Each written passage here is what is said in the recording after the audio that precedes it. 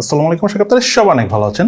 IPhone 12 ফ্রান্সে ban হয়ে যাওয়ার পাশাপাশি রেডমি নোট 13 সিরিজ নিয়ে বেশ কিছু বিষয় আজকে কথা বলবো। বাট তার আগে আমাদের আজকের দিনে নাম্বার ওয়ান টেক নিউজ হলো নোকিয়া অবশেষে তাদের প্রোডাকশন সম্পূর্ণভাবেই বন্ধ করে দিয়েছে।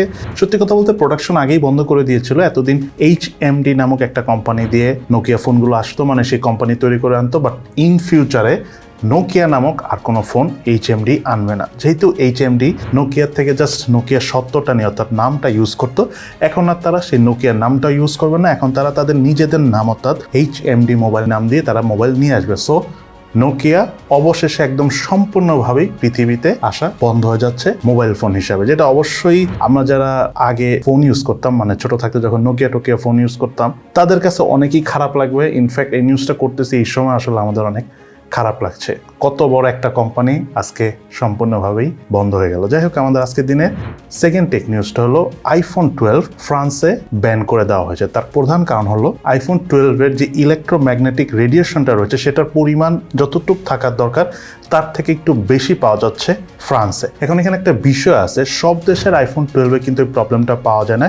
ফ্রান্সে মেইনলি যে আইফোন 12টা পাওয়া যাচ্ছে হতে পারে তাদের ভেরিয়েন্ট, সেইটাতে যে এই প্রবলেমটা তারা ফেস করতেছে এবং ফাইনালি এটা ফ্রান্স ব্যান করে দিয়েছে। এখন অ্যাপলকে বলা হয়েছিল চেঞ্জ করার জন্য, বাট অ্যাপল আইফোন 12 এবং 13 গত বছরের শেষের দিকে প্রোডাকশন একেবারেই বন্ধ করে দিয়েছে। দ্যাটস ওয়াই তারা চাইলে তার নতুন করে চেঞ্জ করে বানাতে পারবে না। এই কারণে যখন ফ্রান্স বলছে ঠিক আছে, যদি তোমরা না চেঞ্জ করতে পারো তাহলে আমরা এটা বন্ধ করে দিব বা ব্যান করে দিব, তখন অ্যাপল বলেছে ঠিক আছে তোমরা তাহলে ব্যান করে দাও।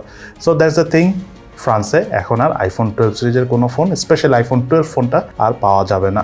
দেন এরপরে টেক নিউজটা হলো হোয়াটসঅ্যাপে। আমরা জানি বেশ কিছুদিন আগে আমি টেক নিউজে বলেছিলাম যে হোয়াটসঅ্যাপে একটা চ্যানেল নিয়ে আসবে অনেকটা ইউটিউবের মতো। সো সেইটা তারা অবশেষে নিয়ে আসলো।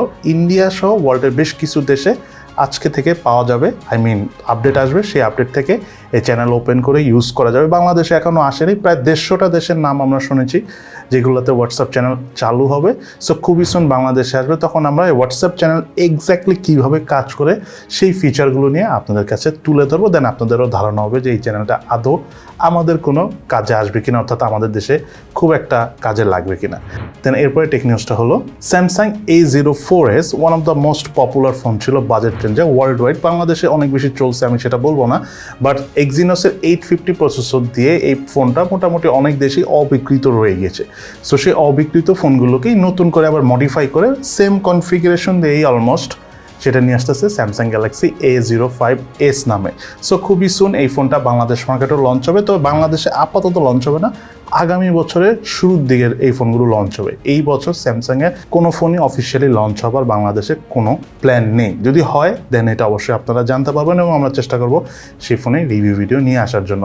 দেন আমাদের আজকের ভিডিওতে সবচাইতে ইম্পর্টেন্ট নিউজটা হলো রেডমি নোট 13 ফোনটা আগামী সেপ্টেম্বর মাসের 21 তারিখ অর্থাৎ আগামী সপ্তাহে লঞ্চ হতে যাচ্ছে। রেডমি নোট 13, নোট 13 প্রো এবং নোট 13 প্রো প্লাস তিনটা ফোন আসবে। এর মধ্যে রেডমি নোট 13 প্রো প্লাসে ডায়মেনসিটি 7200 আলট্রা প্রসেসরের পাশাপাশি 200 মেগাপিক্সেলের ক্যামেরা দিয়ে আসবে এবং ব্যাক প্যানেলটা লেদার ফিনিশিংয়ের হবে। এবং আমরা যেরকম রেন্ডারিং আউটলুক দেখতে পেয়েছি, রেন্ডার্স আউটলুক যেটা দেখেছি, তাতে মনে হচ্ছে যে ফোনটা দেখতে খুবই সুন্দর, খুবই ডিসেন্ট কোয়ালিটির হবে। প্রাইস মোটামুটি একটু ভালোই হবে যেহেতু এত হেভি কনফিগারেশন আসতেছে। চার্জারও সম্ভবত 120 ওয়াটের উপরে থাকবে। এর পাশাপাশি রেডমি নোট 13 যে ফোনটা রয়েছে সেই ফোনটাতে সম্ভবত মিডিয়াটেক হেলিও G সিরিজের কোনো প্রসেসর থাকবে, G99 থাকতে পারে অথবা ডায়মেনসিটি 700 বা 800 প্রসেসর থাকতে পারে। তবে একটা জিনিস মোটামুটি আমরা বুঝতে পারছি যে রেডমি নোট 13 এই ফোনটা আগে যে রেডমি নোট 12 ছিল আমাদের বাংলাদেশে লঞ্চ হয়েছে ওই রকম প্রাইস রেঞ্জে আসবে না। এবং আরেকটা বিষয় আপনাদের ক্লিয়ার করে দেই, এই রেডমি নোট 13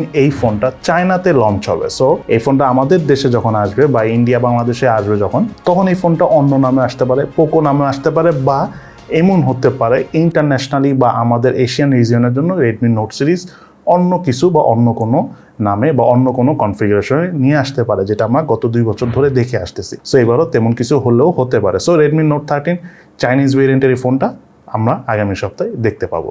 সো এই হলো আমাদের আজকের ভিডিও। সবাই ভালো থাকেন, সুস্থ থাকেন, ইনশাআল্লাহ দেখা হবে ফিউচারে।